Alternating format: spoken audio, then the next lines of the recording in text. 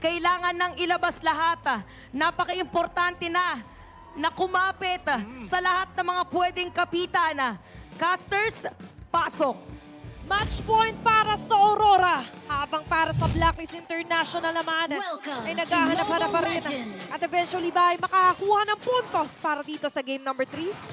Matinding reset ang nangyari in the Blacklist International. Makikita mo din sa kanilang mga body language kanina na ready na silang lumaban, ready silang mag-reset at ready silang kumuha ng isa pang laro dito. Team Aurora naman, pinangahawakan nila yung momentum na nadala nila from games 1 and 2 eh. Hindi nila binibitawan. Nakita natin ang kanilang palag. But there can only be one na magtutungo para sa lower bracket finals kung saan nag-aantay ang FCAP. Pero para sa Blacklist, they need to take this game by force man yan. And for Aurora naman, matutuloy nga ba ang kanilang seamless, flawless victory para sa matchup na to? Renegade, on the other hand, hawakan na naman muli ang kanyang show. At nakita or ma-expect talaga natin yung ganyang klaseng mga pagpasok in and out niya. Sobrang likod talaga ni Renegade. At makikita mo talaga no, sa galaw ng hero niya na sobrang confident niya sa mga pag-ikot-ikot, pagpunta dun sa mga medyo risky na lugar. Di ba? And yun yung maganda no, kapag meron kang roam na kagaya nito. Ngayon, MP the King, ang sinalubong niya dito, walang iba kundi si Renegade. Andun yung pokes din mula sa kanya. Kailangan mag-recall out dito ni Renegade at nag-aabang pa rin ang timing dito ang Blacklist. Saka na-acknowledge din kasi kanina ng Aurora yung kanilang infinite keys to victory, di ba? Na more on kay Renegade din when it comes to his comfort picks. Nakakuha siya hindi lang basta comfort oh. One of his signature heroes here for the final round na nga ba. Final match for Aurora na nga ba ito? Pero para sa Blacklist International, may puso pa rin naman, may pag-asa, ma-prolong, ma-extend ang matchup na ito. Pero para dito sa unang pagong, makikita pa rin naman natin yung magiging sagutang Haji and Yue, Aurora, pati na rin ang isang Jushin. Nakakagigil talaga yung mga lanterns ng isang Zushin eh, no? Para bang hindi mo nararamdaman yung damage, yes, lalo na sa early game. Pero yung idea kasi na ibabalibag ka ng ibabalibag, kasi normally kapag ka mga roam, normal na sapatos lang ang dala-dala, hindi ka agad bumubuo, di ba? So medyo mabagal yung movement speed. And yun yung ginalamang talaga ng isang Zushin dito. Tapos remember, wala na rin mana yan, ha? Kaya kapag pang clear wave lang ang pag-uusapan, pwede niyang gamitin yan. Magkakaroon lang ng mana cost yan kapag tumama sa hero. Sa hero, no? And eventually, nakikita rin natin kung paano lang na ma-maximize. Even though sa hero tumatama, kita mo, sobrang ganda na pa rin ng kanilang pagiging play dito. Okay, napasipan na si Renegade doon. At Tempest of Blade naman mula kay Demon Kite. Ngayon, nagkakagulo na ang Blacklist sa Team Aurora. Edward, ay nakuha na nila first blood. Ngayon, pagkakataon ng Team Aurora na makakuha pa ng isa. MP the King ay umatras na. Ngayon, balik sila doon sa objektiba na gusto nila, which is yung pagong. Okay, nakikita natin kung paano nagka-capitalize ang Aurora sa ganung klase ng mga play. And after that, disengage. Ang bilis lang ng nagiging in and out nila. Hindi lang si Renegade ang tututukan natin when it comes to the discipline. But the overall na sampat, pinigilan din nila yung sarili. Parang if ako yun lalalim pa ako. Pero buti lang hindi ako yung naglalaro. Yun nga buti na lang talaga. Buti na lang nagkakas ka ngayon. Buti lumalim ka na, no? Oo, baka eventually nagkaroon ng trade. Pero for Aurora, mas gusto nila sila yung lamang. And eto na naman si Renegade sa mga silip-silip, pasulyap-sulyap na ganyan. Kung ako rin naman yung Blacklist, you need an answer. Pero hindi lahat kay Renegade ibibigay yung answer na yan. You also have to answer back dito sa mga pwedeng gawin nila Yue, eventually nila Edward. Tapos that is just Renegade na nanggugulo. Ito na yung punish nila. Nagamit na rin yung ultimate mula dito kay Haji at nasecure nila yung kill na yon. Medyo natigilan doon si Renegade kasi hindi na niya dinuloy yung kanyang Way of the Dragon. At si Doming at si Ohim nagkakaharapan na naman, ha? Grabe yung 1v1 ng dalawang gold laners natin. Is the next standard and the Filipino sniper here. Pero bago nga nakita natin yung matchup na yun, eventually nakita natin na na-punish si Renegade. So kahit papano, nandun pa rin naman yung calculated na risk na tinetake ng Blacklist International onto taking him down. Magpapunish sila na magpapunish yung mga mag-overextend. Most especially may Aurora, afford nila. They have the luxury to do so. Pero ngayon sa may bandang baba, gusto nilang pigilan yung freedom na possible para dito kay Ohim mapigilan. Yun nga Tsaka available na rin yung corrosion site niya, no? So unti-unting nakakapondo ang isang Moskov. Remember, nakakatakot kalaban ng Moskov pagdating sa late game. Kasi wala nang sinisino, wala nang sinasatlo yan. Lalo na ako masasabi ko na medyo assassin killer din to eh. Oo. Yung isang Moskov eh, di ba? Lalo yung mga eskinitang ganyan, gusto niyan. Pagkatabi ka gusto ng niya mga yan pader, di ba? At ngayon, sa may bandang gilid naman, ay namumuong tensyon. Pero hindi pa rin naman mag-all in, wala pa rin papasok. Even for Perks here, ang nagiging problema kasi for Ate Grill, you want that element of surprise. Kaso paano ka manunerpresa kung laging meron nakatutok na spotlight, may laging umiilaw sa inyo. Pero ngayon, lights up here for Aurora. Umaabante. Diyan na naman si Rene J. O pasilip-silip lang, nag-aabang ng kanyang masisipa. Ngayon, parang nagpalit na ata ng lane dito ang ating mga gold laners. Nasa baba pa rin itong si Domeng habang umakyat na itong si Oheb. Pero nasa itaas din ata si Demon Kite. Ay, Parang may inaabangan! nangyayari nga dito. Nandun yung 4 blades. At nakakuha ng kill si Demon Kite. We predicted na doon pupunta na nga lang ni si Ohe, pero di si may bandang gitna. Implosion play! Naku, nagkahulihan. Medyo napalalim na rin doon si Rene J.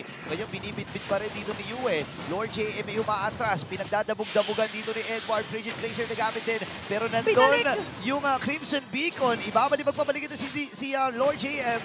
Ngayon, babalik din si Edward. Lumaban na, pero namatay din siya. At yung mga Jabombins, pinakingin mamamatay. Flicker in mula dito kay Domeng. Kaya lang tatlo ang sasalubog sa kanya dito at mamamatay din siya sa kamay ng Blacklist International. Grabe yung naging trade-off natin doon. Yun yung literal na palitan. Kahit saan ka lumingon, Flicker's Grabe. exhausted, Ultimate's exhausted. Pero para sa ngayon, yung turtle pa rin pala, hindi pa na-take down. Sinisimulan at mukhang plano tapusin to nila Demon Kite habang si Perks naman ngayon ang medyo napupuruhan. Pwede itong i-go nila Demon Kite, pero mababalibag pa. Grabe.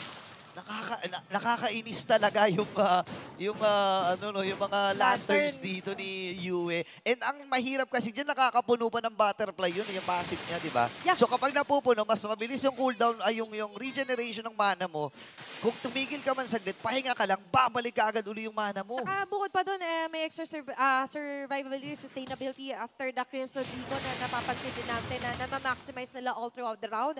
And if ever man, pagdating sa mga team fights, nakikita natin kung paano sa buong posisyon, pero ito hindi ito team fight. Yun na nga yung implosion play, episode play. May natirang buhay na maliit dito si Demon Kite. Pero mamamatay si Rene J. Ikatlong beses na niyang mapapatumba na mula dito sa mga agents. Si Oheb din, pinipilit humabol doon sa lead na nakuha dito ni Domeng. Balik muna siya doon sa may top lane. Ngayon, nakikita natin yung dedication na commitment ng Blacklist International to taking down Rene J. Even si Demon Kite, diba? Nag-all in na sila. And eventually, sabi ko nga parang hindi naman yata dapat team fight yun, pero mas pinag-igi nila. Oo. Their strength in numbers and the number game for Blacklist International nila dinadala ngayon. Yung mga ganong pagpasok ni Rene J. Punishing them this early might be somewhat of a key para mapigilan nila yung ganong klase ng mga pag-snowball katulad ng nangyari sa game number 2. Pero sa ngayon, for game number 3, ang pag-uusapan pa rin naman natin kung paano rin ba nila eventually makukuha, makakagawa ng magandang play laban dito sa Aurora. Hindi naman ginagawa ng Aurora. Ang aga ng mga ikot nila, no? Hindi na nagli-lane si Edward. Lagi nilang sumasama sa mga ikot ni Yue, sa mga pagplano ni Rene J na kumuha ng kill, at hinahayaan nila si Demon Kite na mag-control nung opposite lane na kanilang pupuntahan. And napakaganda nito, lalo na pag nakalink ka. Kasi sobrang bilis mo lang pumunta from one place to another dahil nga sa mga walling mo di ba? Yeah, you're always on the go, di ba? You're always on the move here para sa Aurora. Yeah. And gusto ko na point out mo yung nagiging rotation din nila Edward na lagi nga siya sumasama most of the time.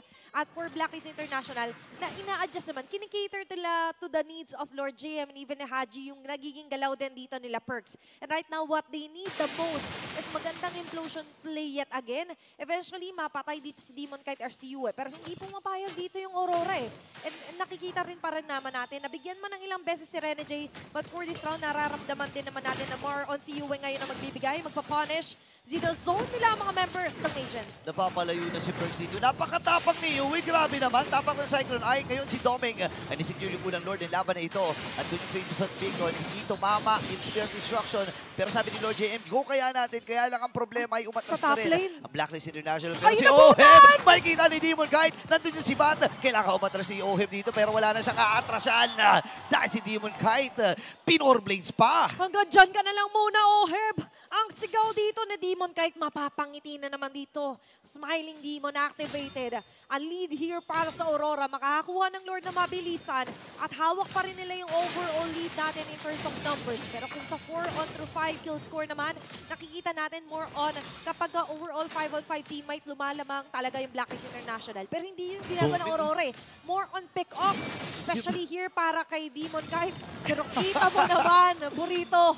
Bandang jungle! Oy, naku, pumasok na rin dito ang Team Aurora. Edward ay nauna na. And Sa top lane ulit. gusto ko lang sabihin dito, may mga ginagawa na naman 4 blades dito. Si Demon Kai, pero nahuli din na para sa kamay ng Blacklist International, pero maraming na-expand na ultimates para sa kanilang kupunan. Ngayon, basag muli ang nagiging call dito ng Aurora. Rene J, meron pa siyang sipa dito. Wala man siyang flicker, pero nandun yung Shunpo and Jet Kondo para mailagay niya sa tamang posisyon yung kanyang sarili. Edward, pumasok na rin. Nandun yung ultimate mula dito kay Lord JM. Ngayon, pumasok na yung pinakinakuha ng isa. Perks ay maatras din. At dito na yung bawi ng Blacklist International. Basag corner! sabi ni Doming, trabaho lang talaga. Magiging goal ko dito. Si Yue binababaran lang ng mga lanterns.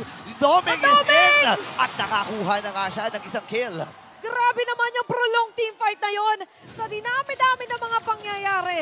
Kamuntigan na si Yue, kamuntigan na si Doming, pero bumalik pa bago umatras. Bumangbang pa ng isa eh. At ngayon, para sa Blacklist International, mabubutasan sila ng base, pero mapapunish naman nila sa Demon Knight. At the end of the road, makakita pa rin tayo a glimpse of hope para dito sa kupunan ng mga agents. Habang sa Aurora naman, is shining more brighter, especially nga na mas makokontrol din nila not only the minion wave, but also nalagay na rin nila sa alanganin or na-compromise yung jungle dito for Blacklist International. Gusto ko lang i-point out dito, no, hindi na super nagagamit ng Blacklist International yung glorious pathway dito ni Lord JM. Yeah, may movement speed, meron ticks ng regeneration, pero kasi ang goal lang dito ng Team Aurora, kapag ka naglapag ng glorious pathway, Edward, ikaw na bahala dyan. Oo. Ganun yung ginagawa eh. Minamasahe ni Edward eh. Tumatalon, tapos binabaldog sa ulo. Ganun yung paulit-ulit na ginagawa dito ni Edward.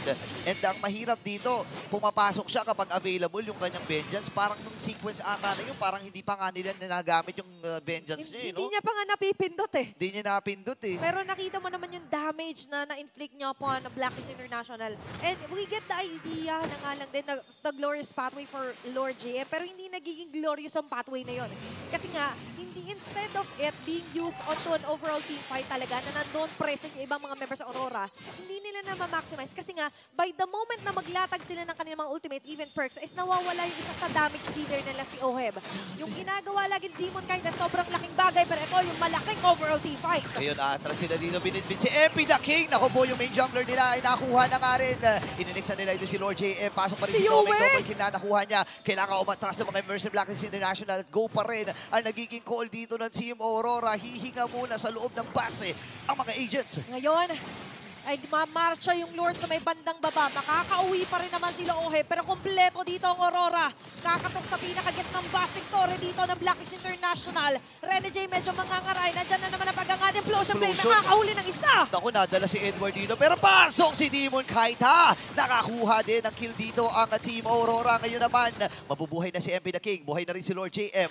Ready na ang agent para dumepensa. Pero ang ganda na naging discard dito ng Team Aurora. Huwag na natin ipilit. Huwag na natin ilaban. The moment na nawala si Edward, that was the call na mag-back away muna tayo. Hindi nila kailangan ipilit ang mga bagay-bagay. Nakita naman nila kung paano nila nabalanse.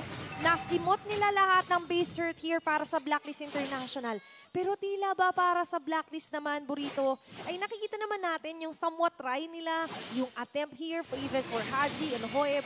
Pero nga lang nadadali sila talaga dito time and time again ni Yue with the Lantern Flares. A 006 KDA by the way for his Jushin. Nako, ang hirap na ito ha. Pero gusto ko lang pag-usapan yung lalim din ng istorya ng dalawang kupunan na ito. Ang lalim din ng baon ng bala ng Renders apat dito kay Haji. Pero going back to sa gusto kong sabihin, yung lalim din ng istorya ng dalawang kupunan na doon. Remember, mga dating players ng Blacklist International, ilan sa mga members dito ng Team Aurora. At yung storya natin about sa royalty at loyalty. Diba? And right now, Aurora, ini-establish nila yung panibagong kingdom nila. They want to establish a new name for themselves. And aside from that, na nakikita rin natin yung improvement and as well as yung overall na magandang play dito for Yue. Walang makatouch sa kanya.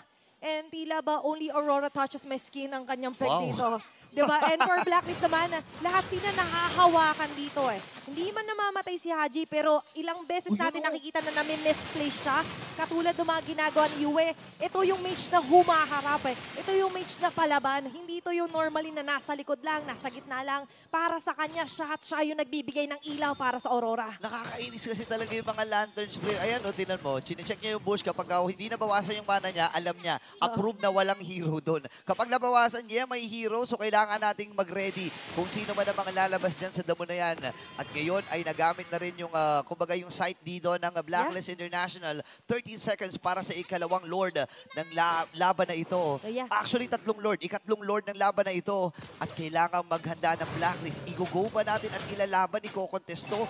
O doon na lang sa base? Tama ka naman eh. And another Magic Sentry is activated to deny the entry sana dito ng gagawin dito ng mga Aurora. Pero hindi nila madedenay kasi mas mauna yata sila sa posisyon! Unahan na nila with the implosion. Ngayon pumasok na rin si Edward. Habang Crimson Vico naman ang isasagot dito ni Yue. Laban lang muna. Lord JM versus 3. Sa likod ng punteriya ni Demon Kite. Andun na rin yung napump ng immortality. Si Orb kailangan matras. Haji makakuha ng kill. Yung mga minions kailangan nila i-clear. 4 na members pa mula sa Team Aurora ang buhay. Lalo na si Doming. Kaya niya mag-base lang dito. Kaya niya ubusin lahat ng minions. At tuloy-tuloy ang pag-abante ng Team Aurora. Kailangan umatras sa Blacklist International. Pina-flash na dito ni Yue. At ito na yung next wave. Ito na yung pulutong ng mga minions. At narito na rin ang paghakbang ng Team Aurora sa next round. Lights up! And seize the win! Nakukuha ng Aurora! On a sweep! Ang ating matchup laban sa Blacklist International! Napakatinding pagpapakita ng lakas, galing at husay ng Team Aurora. At ngayon ay haharap sila. Actually, hindi ngayon. Bukas ay haharap sila against Falcons AP Bren sa lower bracket finals. They will be able to extend their stay dito sa ating playoffs. Ang matapos ang mahaba-habang araw, a run here for the journey. Sad to say, Blacklist International muli ang ating mamapaalam muna para sa season na ito. But still, they gave it their best shot. At the end of the day, magkakaibigan pa rin naman sila. And we appreciate the showmanship right now. Ang yakapan,